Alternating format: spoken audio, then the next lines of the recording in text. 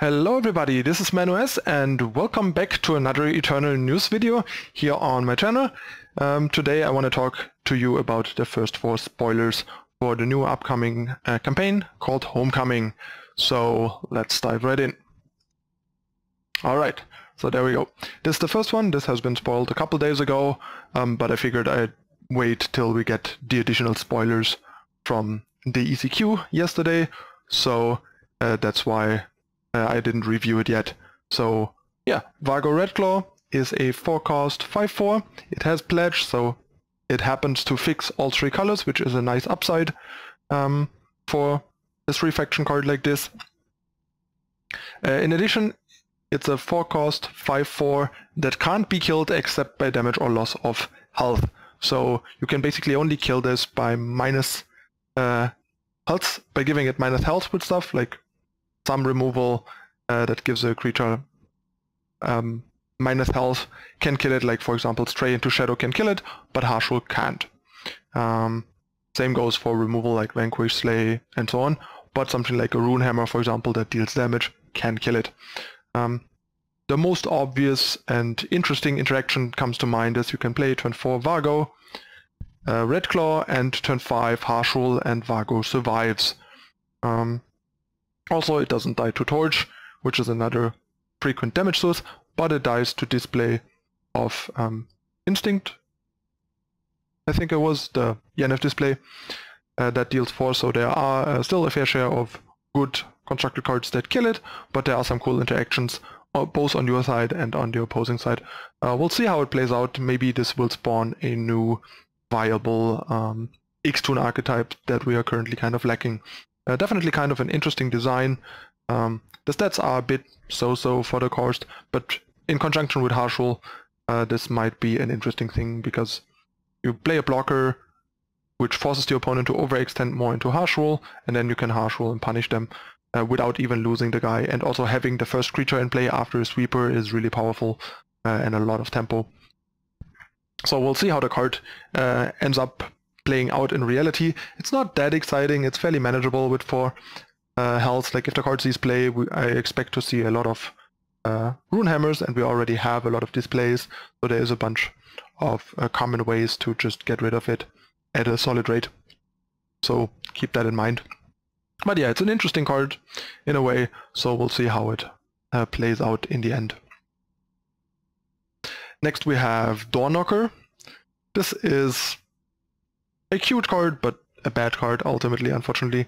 It's a 4-cost unit weapon, gives +1/+0 and double damage, and if you have no unit, you can also just play it on an empty board, and then you spawn a helpful Doorbot that it attaches to, so you basically can play it as a 4-cost 2/3, effectively like a 1/3 double damage, which is a bit better than a 2/3 arguably, but not by a huge margin. So yeah, this is pretty weak. Like, I don't see why you would ever want to play this without a unit, because it's just a really bad rate, so it's something that you're only going to do if you really have to and there's no better option. So having additional options is always nice, but that would mean that the card is good without that option, and it's bad, would be bad without that option, and it's still bad with the option. I think it's just too expensive, too weak of an effect. So yeah, just an unexciting, underwhelming card, unfortunately. Next we have Andri, Renegade Priest, something a bit reminiscent of the Unnerved Teacher. We get another Pledge 3-faction card. It's a 4-cost 2/4, this time in Time, Justice, Shadow. And yeah, when a player draws an additional card, increase the cost by 3. So it basically does what Waits does, just as a unit, and it also does it to both players. It doesn't just do it to the opponent, and it does it later and is more vulnerable. It has a sweet additional ability. It has Empower. Give another one of your units +4/+2 this turn, which is actually a lot. So effectively it's kind of like a 4-cost 6/6, like a conditional 6/6, which is quite strong. I'm just not sure, like, the turn you play it, it's a 4-cost 2/4, so that is pretty weak. doesn't block very well as a 4/4 the turn it comes down.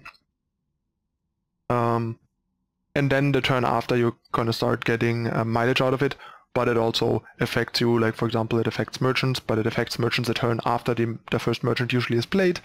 So not sure if this has any potential to see play.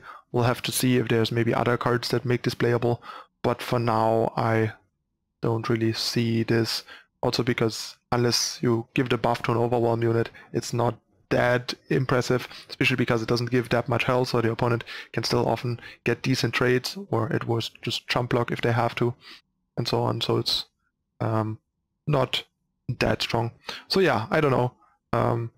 It's an okay card. It has some interesting things going, and maybe there will be a context in the format where this is wanted, but off the bat right now I don't see this being relevant or going anywhere, but it's too early to tell, obviously. It definitely could end up in constructed, unlike the last card. And last but not least, we have possibly my favorite card, or my favorite card yet, tied with Vargo Red Claw, Glasshopper. First of all, another awesome pun on the like technical insect thing. TikTok, clockroach and glasshoppers. It's yeah, their pun game is still at the top as always. I'm pretty sure LSV is coming up with all these names for these cards. I can't imagine anyone better suited for that than him. So yeah, but yeah, this card's actually pretty cool. It's a 2-cost 1/3, so makes it a decent blocker against more aggressive decks. It is effectively sort of a mana dog in a deck with a lot of pledge cards, and this produces one power effectively, or even better, because if you have multiple pledge cards that you can play in one turn, you might even get more than 1 power out of this by reducing both of them, which is not that likely because most pledge cards are expensive enough that it's not easy, even with cost reduction, to play 2 of them in the same turn, but it could come up. And it also has the potential to provide card advantage by effectively letting you pledge for free. So if you have a pledge card in your opening hand, you are very incentivized with this card in your hand as well to just play the pledge card no matter what, because it's free, and then on turn 2 you play another power, play the Glasshopper, and draw a copy of the unit that you pledged. This can obviously always only draw you 1 card, because you can only pledge a single time on your first turn, but it's still pretty nice. So basically like a 1/3 that blocks, like a 2-drop that blocks decently against aggressive decks, speeds you up, and replaces itself in terms of card economy by effectively giving you a free power, are some pretty sweet things. It's a bit of a shame that it's a clockroach, because the other things don't really do a whole lot in the clockroach context. So clockroaches buffing this is kind of hard. Like, not sure if I can imagine a deck that is gonna be playing the clockroaches that we have so far and still getting enough value out of this, but we'll see, maybe. Either way, the card is definitely cool and fairly strong for an uncommon and a mono-faction 2-drop, so it's definitely a card that could have the utility and power level for certain constructed decks. Just a matter of what else we get and how things pan out, but it's definitely a sweet card. Okay, that's it with the first 4 spoilers from Homecoming. We have an announcement from Scarlet that we get new content this month, which means the campaign probably will drop at the end of the month, because yeah, it has to happen this month, and if it happens this month, I think it's like in the last couple days of the month, because it's already like past mid-month and we just started spoiling, so I would assume it's probably like mid or end, not the coming week, but the week after. Not sure when though. Campaigns have dropped on various days, I think. Or have they usually dropped on a Tuesday? I'm not sure. I think they usually dropped earlier in the week than sets. Sets usually dropped on Fridays, I think. But campaigns often like beginning midweek, so they might be like Tuesday or Wednesday. The week after the coming one, like after this week that just basically started today. So yeah, we'll see. We'll probably get a couple more spoilers till then. If we get a few more, I'll be back with another review of those, and then a review of the whole campaign once it is out. Okay, let me know in the comments what you think of the new cards, and my opinion on them, and what you would like to do with them, and so on.